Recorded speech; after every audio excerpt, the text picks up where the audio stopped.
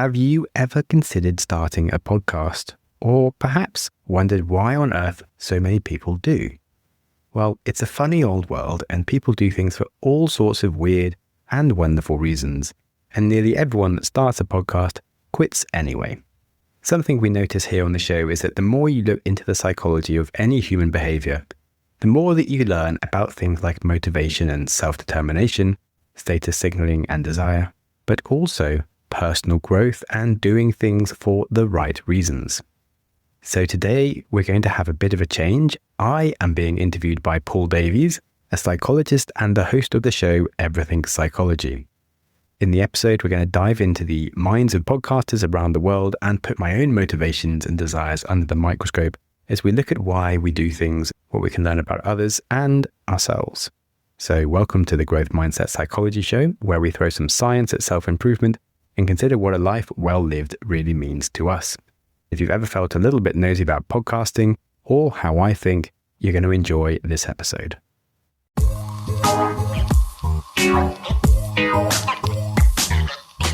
There are 4,509,765 total podcasts registered around the world. And there are over 584 million people who regularly listen to podcasts. And it's been reported that 51% of UK adults now listen to at least one podcast every month. And that must be you, because you're here. Now, since starting this podcast, I've been introspecting about why I started it and why I keep going. And when I listen to podcasts created by non-celebrities, I think the same of them. With me this week to discuss the psychology of podcasts and the people that create them is Sam Webster Harris. Sam hosts the incredibly popular Growth Mindset Psychology podcast and has recently started his new show called How to Change the World, The History of Innovation. And Sam is a very rare beast among podcasters in that he earns a living through his podcasts. So Sam, this is quite a meta podcast, isn't it, that we're doing? We're doing the two podcasters talking about the psychology of podcasts. Yeah, it's a philosophical approach. Why do we do it? Why does anyone do it? Why do we do anything? Yeah, so the motivation is what probably it made me interested in this. I suppose because I started this podcast and I'm 20 episodes, probably 21 episodes in now. So I've got past that initial 6. And somebody once told me that a lot of podcasts never go past 6. Yeah, I think it's like 90% don't get past 6 and like 99% can get past 20. Okay. So I'm just past the 20. Yeah. How many are you Congrats. at now? I don't know, 500 and something. I deleted like a good 100 of them that were embarrassing. Yeah, but a lot. Yeah. And I think that's why it's really interesting to chat with you, because you've been through 500 episodes and recordings. And when did you start? 2017, December, on my sofa with a friend. Yeah. It took and why me did you start? a long time to even get something out. I was listening to a podcast and was very businessy, psychology interested and bored of only hearing Americans talk, and figured that I had ideas that seemed to be like other people, but just from a different angle, and were worth like sharing / asking other people about. Like there's just lots of British entrepreneurs and other things that were cool. And the other thing was at university, I worked for like the university newspaper. Like I just randomly was like, oh yeah, sure. I could interview musicians. They just had like a thing being, do you want to like go to free gigs for interviewing musicians, like writing a short article? And then I got to meet like famous people just because I agreed to write like 100 words, and I got to go to lots of gigs for free. And I realized how easy it is to get hold of interesting, famous people just by asking them. And was like, maybe if I just say I run a podcast, I'll get hold of interesting people. And I did. Like within a few episodes, I had like the CTO of PayPal and TransferWise on the show. And I was just some random bloke who had no legitimacy to be doing that. Yeah. And so I carried on. I found the same in the fact that, not particularly famous people, but famous in my world, that if I phoned up an academic psychologist and just said, look, could I have a chat about your paper? They would think it was a bit weird. But if I said, look, could I chat about your paper for a recording of a podcast, they'd be more likely to go, oh yeah, that's absolutely fine. That sounds great. But very much selfishly, I get to meet and chat to people I wouldn't have access to normally. And that's, again, talking about motivation, that's an external motivation. I get to meet other people. So it isn't the podcast per se, it's the opportunity it opens the doors, I suppose. Yeah, 100%. It's just like the frame that you enter people's world in. And if you want to have a fun conversation with someone that, like, I just felt like I would have fun conversations with these people who I felt I deserved to be friends with or something. And they're obviously busy and, running some fund or whatever, and don't have time for someone that wants to buy them coffee, but they'll have time to go on your show if you're offering something back to them. Yeah. And yeah, I love that. You deserve to be friends with them. Because you've got that common characteristic of both inquisitiveness, innovation, and you've got that theme that your podcast has, and you can start to speak to people of that common mindset. I'd not thought of it like that, but yeah, it is, isn't it? You almost want to be friends with them, and it gives you that excuse. It feels a bit pathetic, but it's true. You do feel like that. Yeah, definitely. And you do get to have a bit of a sort of intimate conversation about things that they've probably never spoken about before, if they're not someone that interviews all the time, or if they are, then it's on you to make a more interesting concept for the show that takes you to places. Like I was just on someone's show who does, it's called The Storied Recipe, and she asks people about a recipe that's important to them, that like some people maybe don't have a meal that's important to them, but like I knew exactly what it was when I even heard her talking about her concept. Like I used to vomit a lot as a child because I didn't like so much food and I was forced to eat stuff. Like I didn't even like chocolate cake, but my nan made this cake once that was like this coconut pineapple cake, and I loved it. And she didn't stop making it for me for 10 years. Like every time I saw her, she'd make it for me. And I just had this like crazy emotional journey that I went on with her, telling the story just because she had like a good concept that no one had. And yeah, so I think podcasts can be a really nice place to just explore stuff with people when you have the right concept. And like you've got a cool one of, you just get to go down angles of psychology of why do people do these things, or what are we thinking, which just goes beyond the average talk to someone over coffee.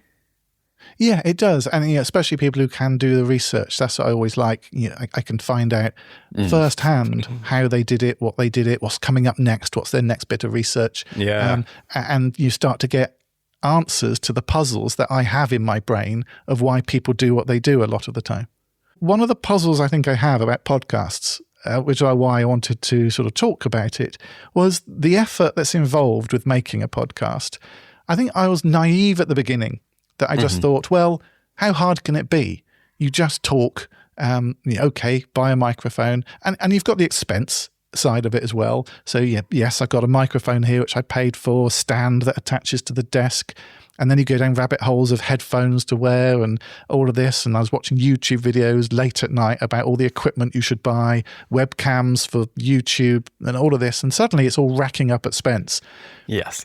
And that's just the expense bit. Then you've got the organizing of guests, which again, whilst I have just been saying it's quite a nice thing to be able to speak with guests, the organizing of it to get people to agree at a time that's right for everyone is, and a lot of people don't respond. You send an email out and say, I'd love to interview you about such and your paper, and they just don't get back to you. Then I found out quite a lot of academics were their institutions were blocking my emails, so they weren't even getting it. So it was like, how do you get through to people in that sort of side? And then editing, afterwards, again, it's not just recording, done, send it live. There's lots of bits that you want to cut out and make it as succinct as possible. And then you've got the gauntlet of promotion. So, I mean, being brutally honest, let's talk through what's your typical process of producing one episode, I suppose? What are the hidden things that people don't ever know about? I feel like just because it's on my mind, I have to say it, that I have to apologize for the fact that I completely messed up like 3 times in a row our interview. And this is like, is this the third or the fourth attempt of actually having an interview? Third attempt. Yeah, third attempt. Yeah, we've had to cancel twice. Like, what I'll say about one time I just organising, didn't turn up. I wasn't having a go, I promise. Yeah, sorry about that. But yeah, it was the worst case, which I don't know why. No, you responded to the original email. So Yes. that's the worst case. The people who just don't ever get back to me. It's a bit annoying. They could just say, no, thanks very much, but not for me. Yes. Good. Anyway, the question was, what are the things that people don't expect?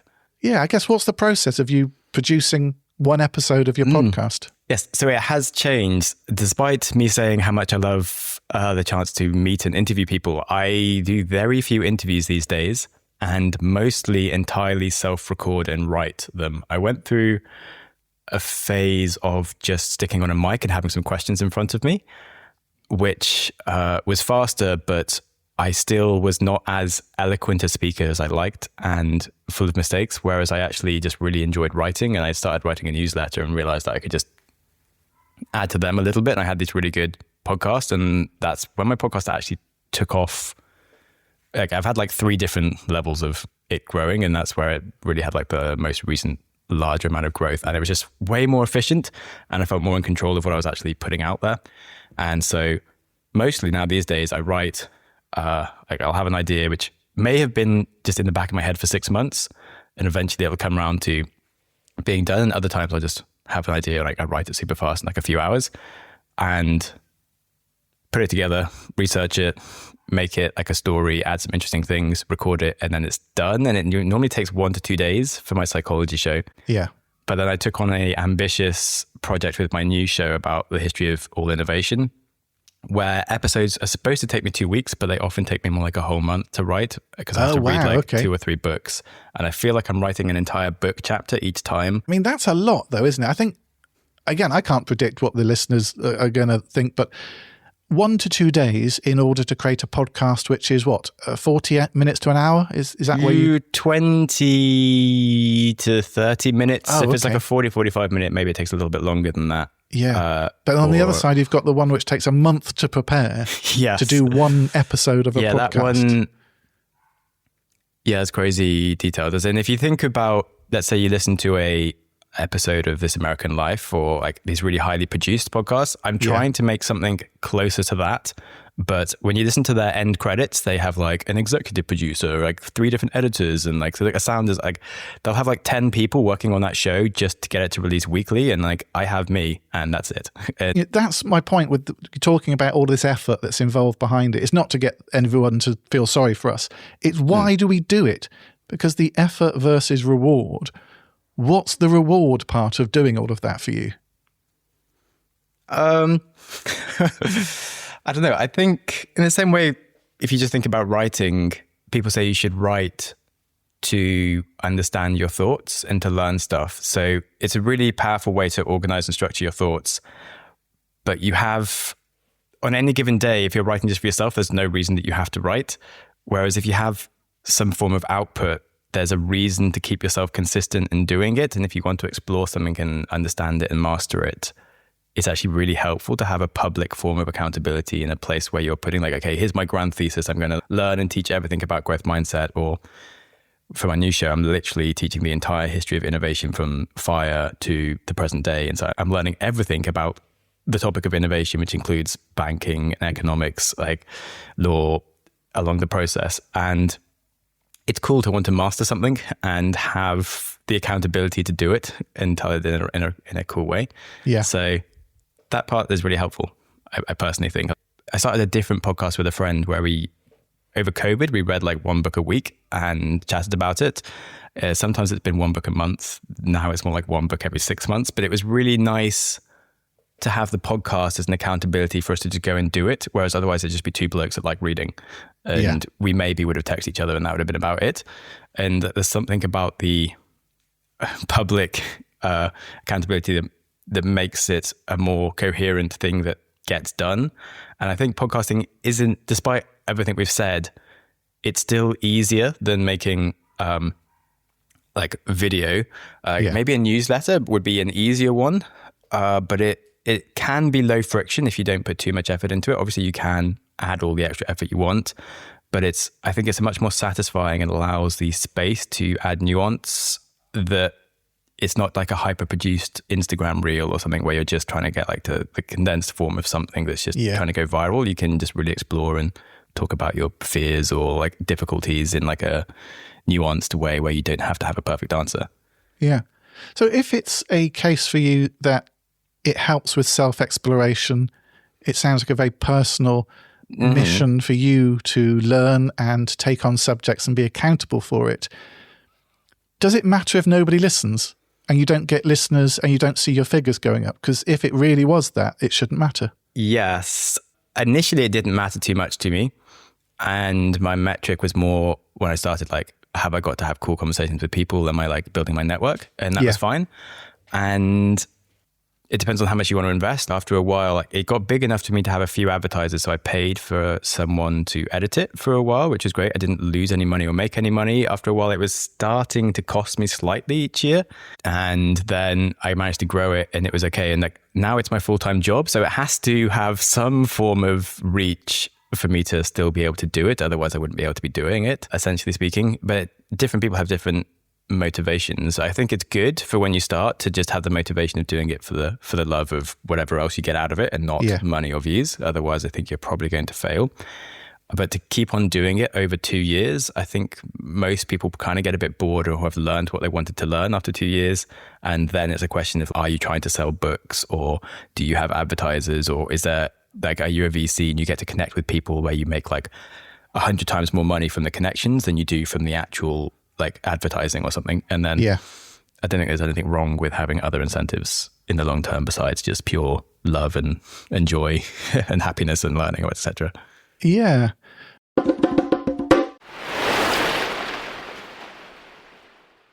I'm interested in motivation, and in my mind, as you're talking, I'm trying to think. You started off talking very, I suppose, intrinsically motivated, that it was about self-actualization, furthering, progression, competence, all of these sort of words that are a huge part of motivation theories, such as self-determination theory. Yes. When you start becoming professional and getting paid for something which was originally intrinsically motivated, things can happen. And it reminds me of a very classic psychology experiment back in the 70s, where they got children who loved drawing. Children generally love drawing. But then they promised one group a reward. They paid these children to draw pictures, and another group they just left on their own. And the group who were paid for it actually lost interest in drawing because it suddenly became something different because of the external reward being offered. Do you feel with your podcast the need to get, with sponsorship, money, and become a job for you has changed it for you? Yes, it has changed it for me, but also I think there's a limit. I remember when I was younger, I had like targets on how much money I wanted, and I was on target until I was about 24. Like, I'd made like $250,000 at like 24 and was like, I've been really stressed for the last 5 years and I didn't want to get more stress. So I basically didn't make any money beyond that for 10 years. And I think the same with my podcast. I grew it to the point where like I could pay rent, and then I stopped trying to grow and just like followed my interests again. As soon as it's okay, I have got bored about the growing, and like I haven't done any SEO optimization or like other strategies. It's pretty hard to try, and you can't just virally hit on a point that gives you growth. You just have to follow your interests, and that's the only way you keep going. Yeah, that delayed gratification with podcasting almost you would think goes against it, because you don't get that immediate gratification. And as human beings, we hate delayed gratification. I mean, the classic experiment was the Michel in the 50s, the marshmallow experiment. Yeah. With kids who had to basically resist eating the marshmallow while the scientist, in inverted commas, goes out of the room. And when they come back again, they can have 2 marshmallows. Now, most of the children ate the marshmallow. They couldn't resist that delayed gratification. But the ones who did are the ones who you are correlated with more success in life. So it was a longitudinal study. And so the ones that did delay eating the marshmallow went on to have higher bank balances, better jobs, more sustained relationships, and all these other variables that the scientists looked at. But podcasting is, like, say, that delayed gratification. So are we those children that didn't eat the marshmallow? Is that who makes podcasts? So, some of us, for sure. I think the ones, the the independent podcasters that are doing it and playing the long game, I say they probably would be. But there's other motivations I think we can go into. I know for myself, when I was reading that test, I was like, what do you mean people ate the marshmallow straight away? Of course you would like double down and take two. They did. I've never, if I had a superpower, it would be delayed self-gratification. But just in defense of those people, from an evolutionary psychology perspective, taking the sugar hit when you can get it, yes, it leads to increased survival. For sure. That's why we do that. I also evolutionarily think I suffer the consequences as well of not always. I think I used to think too long term. And the celebrities, I think, are slightly different, aren't they? And you get a huge amount of celebrity podcasts now as an extension of their job anyway. Yes. They host a radio show or are presenting on television, and to maintain their image and their brand on every type of media, they need now to have a podcast as well. So I suppose in the motivation puzzle that I've got about why people do podcasts, I understand that more, because like you say, they have agents, they have people making them do this to keep their career on track. But for us, who, as far as I'm aware, you don't host the one show. I'm not on any quiz show on an ITV afternoon. I don't have a personality. I'm not famous, so I don't have to maintain that. But then, so I feel like I'm the more cynical of the two of us here, because I always think, well, are people after fame? Do they want that? Are we struggling to reach what the celebrities have got? Do we want celebrity status? Is that what we're reaching for? And is that also linked to money? Do people see this now as a route to become rich? That influencer culture is something which young people are noted to aspire to these days. I'm too old to have that sort of aspiration, but we still have money. So is it fame and money? Is that still a motivator, do you think? First of all, for you personally, and then if you can sort of cast your mind out to maybe other podcasters as well. So for myself, yeah, I think it would be in the same way, like I love going to the gym, right? And there's so many benefits for it, for like my long-term health and my mental health, but like I also like to look good. And I think, like, again, like fame and money, of course, like there are other things that I get from podcasting. Like I do feel like I have so many chaotic thoughts that I like to organize and structure, that it's just so nice to have a format where I get to spend time doing that. And I hate normal jobs. I hate being told what to do. I hate having a structure around when I can't do things and I can just decide how my day goes. Yeah. The wider question of like, why do people do it? I think everyone, in the same way, like the reason everyone goes to the gym is because they do want to look better, ultimately. And if they think that they aren't, they're probably lying. I think anyone that starts a podcast is at least hoping for some form of fame. Yes. And it's interesting, isn't it? Because there is that fame, as you identified, of being recognized by people you don't know for what you've done. That's a certain level of fame.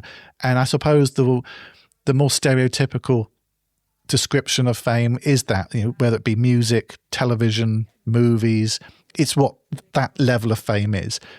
But what you were talking about there resonated more with, I guess, proving to yourself that you've got a self-identity that you're comfortable with.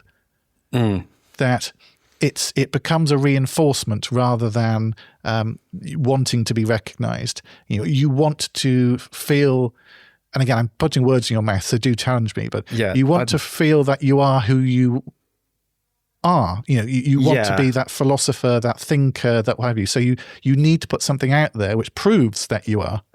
Yeah, there's definitely a form of known like respect.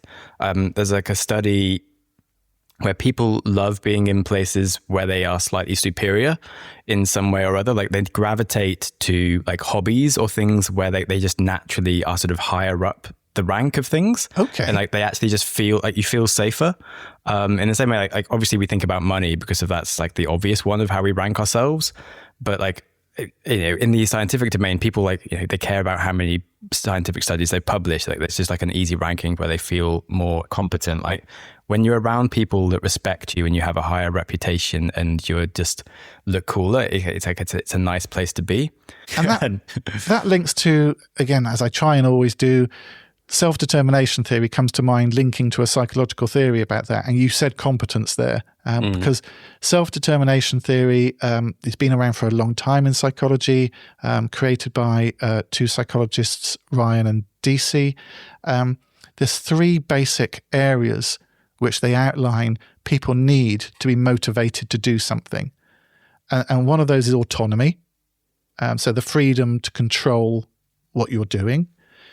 Another one is competence, that feeling that you'll have mastery and growth, improving yourself and your skills. And then the final one is relatedness, the sense of connection with the community, people around you. And when you think of those three things in terms of podcasting, actually, that freedom to control your own content, your schedule, your creative vision, the topics, who you speak with, all of that's part of autonomy, and you get that in podcasting. I guess, in competence, you get to improve your skills, whether it is storytelling, public speaking, interviewing skills, all of that gives you that sense of competency. Yeah, and your domain that you're working in is something that even if you're not that competent when you start, you become more competent and you build. Exactly. So I imagine back in 2017, you were a very different person and podcaster to who you are today. Yeah, for sure. And like some of the stuff, like I was trying to build more competency in entrepreneurship and things, and I just lost the interest, got to the level where I was like, oh, it's fine. I don't think I need to prove anything anymore, which is partly why I stopped interviewing so many entrepreneurs. The third one is just relatedness, that connection with others. Now, for my podcast, I decided that it was going to be interviews because the excuse I have of having a podcast gives me the chance to speak with people and say, hey, can we chat about your paper? Can we chat about your theory? And the podcast is almost incidental. And I like to think that I don't care about the figures so much. And I didn't to start with. However, it's sort of grown. And when I appeared in Heat magazine and I had my face in Heat magazine, I was like, wow. And I showed my mum, and my mum was like a lot of mums, slightly baffled about what a podcast was, and asked me very clear, blunt questions such as, well, how much money do you make from that? And I'm like, well, nothing at all. In fact, I lose money because it could be time I use to earn money somewhere else, and I've had to borrow the equipment and time learning to edit and things like that. So no, I don't make any money, I lose money. And she was like sort of nodding but puzzled. And then it's like, why do you do it then? And what a brilliant psychological insight from my mum, because I made me go, yeah, why? But it is that connection, that relatedness to others, peer groups, I suppose, of who I would like to speak to. But you did the opposite. You started or you did interview people, but then decided that you didn't want to do that. You wanted to do more of your narration and your story. So where did you go in that thought process? One, I think I am a slower thinker. Rather, like some people, you might have like in fitness, you talk about like slow twitch muscle fibers and fast twitch, or like some people are sprinters and some people are like long distance runners. I feel like I'm a more long distance thinker than I have the odd really good thought, but most of them come to me after a lot of pre-thought rambling around. And in real time, I don't think I'm as good as I am. And I get a lot more out of myself by spending the time writing than I do trying to come up with genius things instantly. Like for my new show, it would be easier and faster if I just interviewed the author of one of the books that I read for each episode. Yeah. And I could probably be making an episode a week, and that would be really good. And like, it would still be a good thing to listen to as I follow through it, but it would be less, I don't think I'd remember half as much or have done I wouldn't be the person that I wouldn't know half as much as I do from doing it the way I am doing it. And I wouldn't be better at telling stories or all the other things I want to get out of it. Yeah. So again, that seems to come back to that, it's a tool for self-actualization for you. Yeah. That's a nice way of thinking about it. And you make me feel so cynical, Sam, because, again, I approached this, and the reason I asked the question at the beginning, it was genuinely because I don't understand why a lot of people start podcasts but then continue when they see low figures, listeners, downloads, whatever statistic they use, but they continue nonetheless.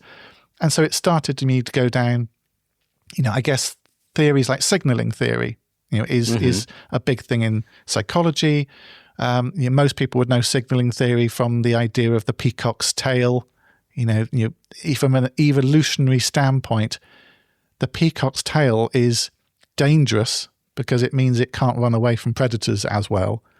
But the benefit is that an unhealthy peacock can't sustain a beautiful tail. So the male is signaling to the female that I'm a healthy peacock and therefore we can pass our genes on, but it has the downside as well. Now, with podcasting, it could be that sort of, it's the modern day peacock tail. It's costly public display of expertise and intellectual vitality. And it's a question which I'm going to basically ask you in a minute. Is it for you? But I'm going to start with me, because if I was brutally honest, it probably would be. It probably would be something that I'm trying to signal to people that, hey, I'm interested in this topic. I am an expert, I suppose, in the area of behavioral psychology, and I want to tell people that. And that sounds really selfish. But if I was brutally honest with myself, that probably is a big motivation for me to do this. But what about you? For me, I feel one thing I have struggled with is I do like to know everything. And that by default makes you someone that is not an expert. And for the growth mindset, for example, I haven't been that interested in coaching people on mindset, or I just explore all psychology. And it's not easy for me to start a business that goes with what I do. Whereas I know other people that go specifically on how am I going to teach you this one thing? And I've spoken to so many podcasters that do run a business out of what they do in some form of coaching or other thing. Yeah. And as soon as I have felt like I've had any expertise on something, I usually gone on to something else. So I'm hoping with the new show, maybe I do have some form of expertise in innovation and stuff, but it's so broad still that it's a bit of a random one, apart from more just thinking bigger for people. I think I somehow could be coaching people around how do you do something that's really world big as opposed to small big. So yeah, there's for sure a desire to conspicuously take on the cost of doing something that makes you an expert. The show, it's a 10-15 year project. It's clearly a costly signaling feature that I'm putting so much effort into it that by de facto should make me an expert in something and kind of be worth listening to. So on one sense, you could say that's very much a peacocky thing. But for other people, I do wonder in terms of why they keep doing it. I'm not sure if it's necessarily to do with the signaling cost or also naivety. Has having a podcast for you changed the way that you're perceived in either your professional or your social circles? Do people talk to you differently or speak to you differently? Or I think I'm at the calmest place of telling people what I do. I've always done 5 different things at once, and trying to explain it to people has always been a mess, until more recently, where I have been I'm just a podcaster. And people go, really? And I go, yeah, I am. It's still a mild sense of surprise. And they're like, oh, that's cool. And they usually want to know about it. And yeah, it's quite nice. Is that the genuine reaction? They want to know more about it? Or do you get more cynical people going, what, is that a real job? Yeah, I do get some cynical people, especially my podcast used to be just called Growth Mindset, and people who didn't know necessarily that it was a psychology term were a bit oh, you're a mindset-y believer achiever style. Some people thought I'd be like that, and I'm whoa, it's not a woo-woo thing. It is, sure, I go into philosophy and all this stuff, but I generally stick with science and useful things that are helpful for people, as opposed to just blowing smoke up people's asses.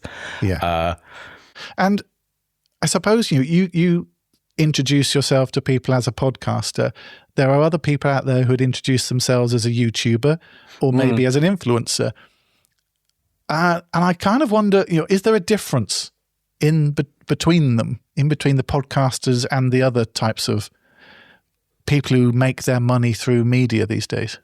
Yeah, I would think so. As an influencer sounds a bit like you're constantly taking photos of yourself or... Yeah, well, a lot of the time they're pushing products, aren't they? Yeah, exactly. People who go and buy the shoes or the makeup or whatever it might be. Yeah, YouTuber, I just want to know what they do, because they could be making like a really arty, fun channel. They could be doing like dares. They could be doing anything on YouTube.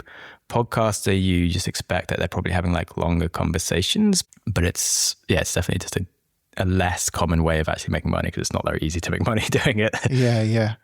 And another thing I thought, and again, my cynical side of it, is it now almost necessary for people to have a podcast? Because one of the reactions I've got when I said I do a podcast, people go, "Oh, not another one." Mm-hmm. Because the amount of people starting one, either through their business or personally, is immense, let alone the celebrities who have all got one of their own, through cooking or whatever it might be. And it reminded me of a concept called Darwin economics that, and it's very similar to the signaling theory with the peacock, that you can all be doing something which leads other people to have to do it as well. And then none of you are better off because suddenly you're all in the same position you were, but you're putting a lot more effort into things. And as an example, just to try and flesh that out, if you imagine you're at a pop concert and you're all sat down. Yeah, sure. And then the first row gets up. And then the second row have to go, well, I can't see anymore, so I'm going to have to get up as well. And then so does the third row, fourth row. And suddenly you've created this chain reaction that everyone in the concert hall's now stood up. Now, your view is identical to when you were sat down, but you're all less comfortable than you originally were. Yeah. But you had no choice in that. Mm-hmm. And no individual really can choose to sit down again because they are now much worse off because the group isn't going to adhere to them. Sure. And I can almost see that process happening with podcasts, that as soon as it got to a certain critical mass, people thought, well, I have to have one as well. And especially, I think, people entering the job market who want a CV, who can stand out with the employer to say, I am actually proactive in the area, whether it be HR or whatever it might be, and I've got a podcast. And so everyone has one now. And that maybe I'm being cynical. What do you think? I think in some ways, yes. But I would also say it's complicated and not a perfect analogy. Like, in the one sense, you say like everyone has the same view. I would say people don't have the same view. Shorter people probably have a better view whilst sat down. Taller people have a better view and stood up. Well, they have the same view, but like there's like a slight imbalance suddenly. And like, I think with podcasting again, there's like a greater, huge imbalance in terms of if you're in the top 1%, you're doing okay. If you're in the top 0.1%, you just have like crazy, all sorts of opportunities flying your way and everything. Whereas if you're in the bottom 90%, you're like just like any other person. Like it's pretty much a zero benefit, just as like cost you. Yeah, I don't think there's much benefit unless there's a specific reason. Like you said, like I think it's actually a very good one if you want to add it to your CV and you are trying to enter a specific market that you maybe didn't have that much expertise in, or if you're against like a bunch of other people that are leaving university and you're trying to get into specifically HR, and you've also started a podcast on HR and other people haven't done anything else besides just the university degree, yeah, you look better for sure. Like if I've got nothing else to rank you on, it's a great conspicuous signal.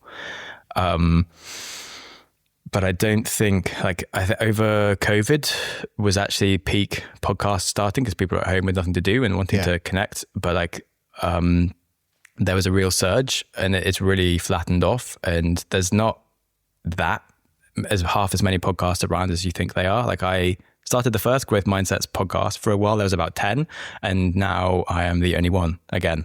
Oh, okay. Yeah. It's not, there's not as many podcasts as you might think there are. There's a lot of new ones coming out from networks and stuff. So you're constantly going to have them advertised at you. But in terms of the total, it's only growing like 5 or 10% a year. It's not as ridiculous as you might think it is. Interesting. I'm just going to go back to a point you made there, because I think it was beautiful. The imbalance. So going to the example of standing up at a concert, you created an imbalance that wasn't there before, that the taller people now have the better view and the shorter people are now worse off than they were sat down. I loved that because it also started me thinking about the difference between introverts and extroverts.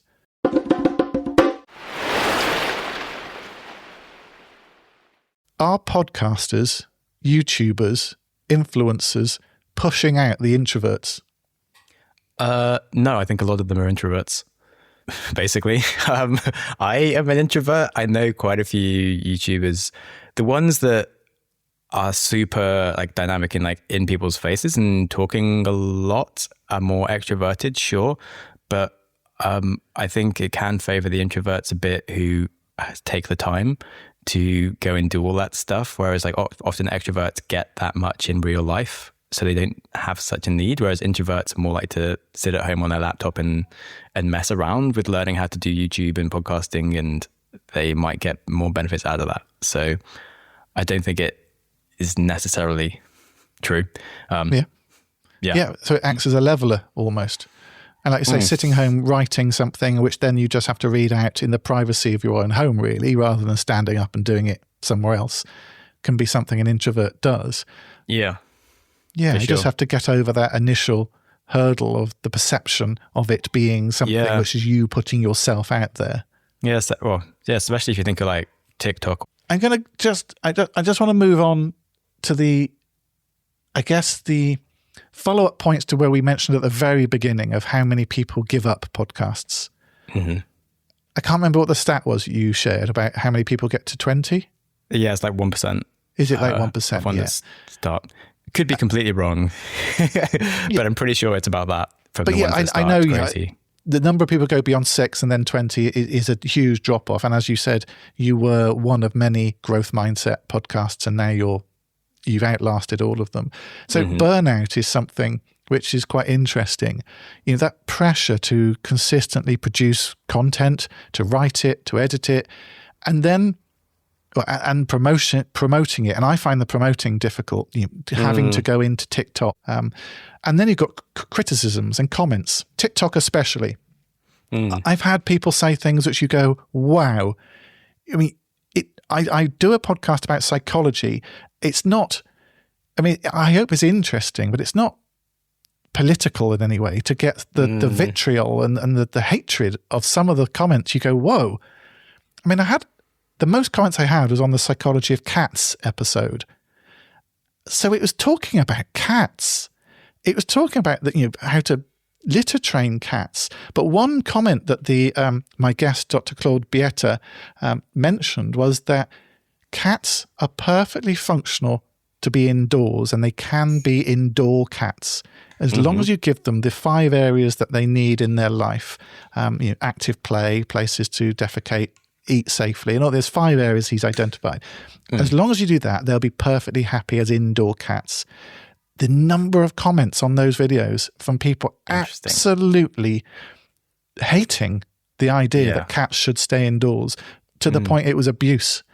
And it just made me go, wow, why are you so angry at me for putting this podcast out there? And it made me think, why do I want to do this? Have you had similar things? What's your experience with the wider public, I suppose? Yeah, something I have noticed on LinkedIn and YouTube, I haven't put anything on TikTok really, is that if you want engagement, say something wrong, like this is the slightest mistake I've just done on something, instantly you get so many comments that I've done something wrong, or if it's something that people believe is wrong, whether it's even if it's like an opinionated, you just get so much more engagement than just something that they kind of like agree with, or is neither here nor there, and is fine, which is interesting. But as somebody then who has 2 podcasts, been doing it since 2017, very successful, and earned your living from it, what advice would you give people who are starting out thinking of doing it, so they get past that 6 and the 20 and keep going and get what they need from it? Yeah, I would definitely just say make it easy. So you mentioned earlier that you do all the promotion. Like I don't, basically. Maybe that's what I'm doing wrong. I didn't enjoy it, so I just stopped, and it's fine. Like it's very hard to convert people from different formats to podcasting. Like podcasting is a very slow growth. Like it does make a slight difference. So if you want to grow as absolute maximum speed, doing all that extra work helps, but it doesn't help anywhere near as much as getting a good format and making a good show. And like I would spend most of your time on, if you're going to put extra effort in anywhere, I would put it on what is your brand, what is the experience someone has in the first 2 minutes of the episode, and like knowing what they're going to get, and do you consistently deliver quality. And I wouldn't worry about any of the marketing or stuff that is like extra.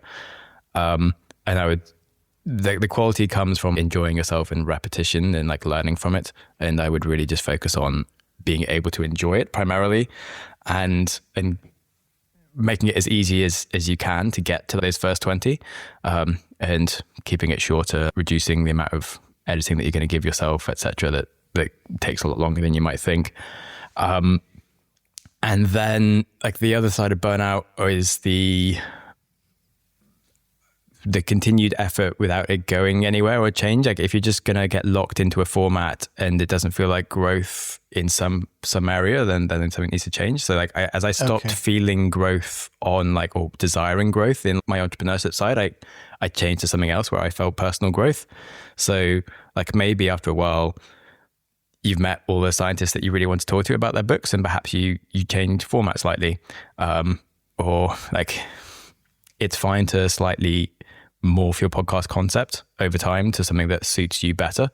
And then it's easy to keep going. Cause like I would say the growth mindset as a show has been like 4 different shows over the time that I've done it.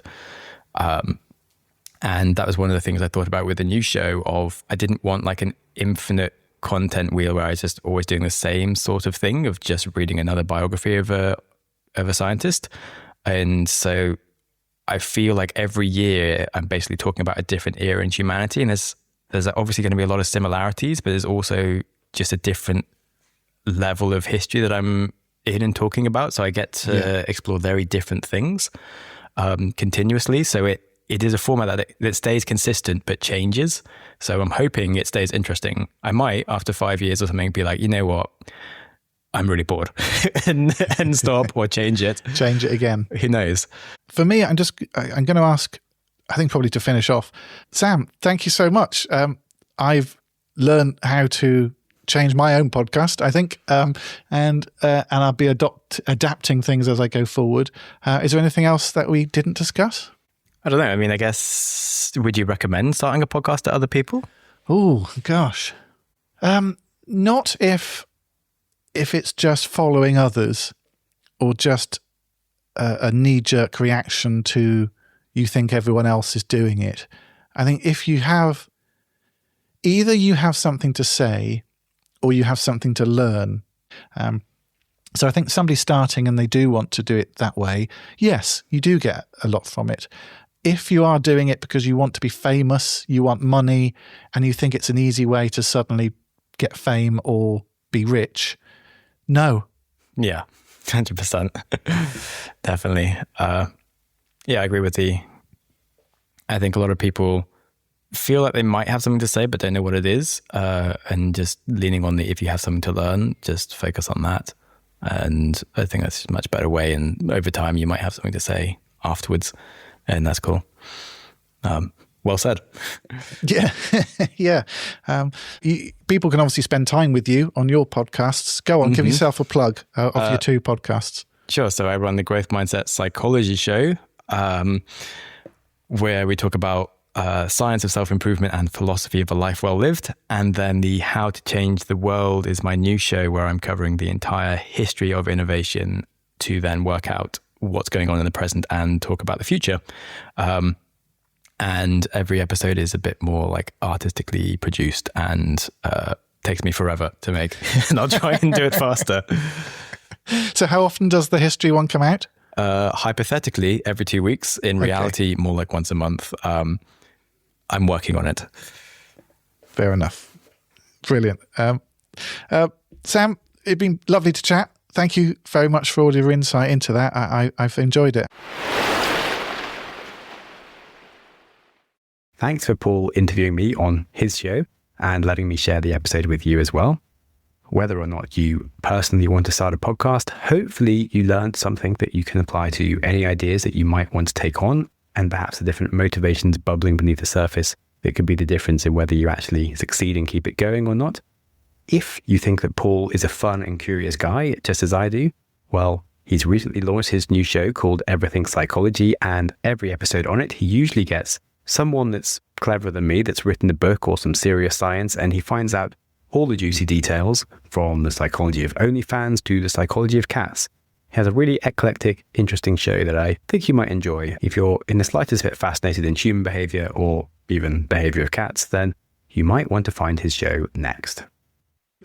Thank you so much for listening. Go you! Your consistency to reach the end of an episode is legendary. My hero! If you have any ideas or feedback for the show, I'm always interested to hear from you. You're the best! Studies show we need time for information to sink in, so I'm going to give you a 5-second pause. Silence.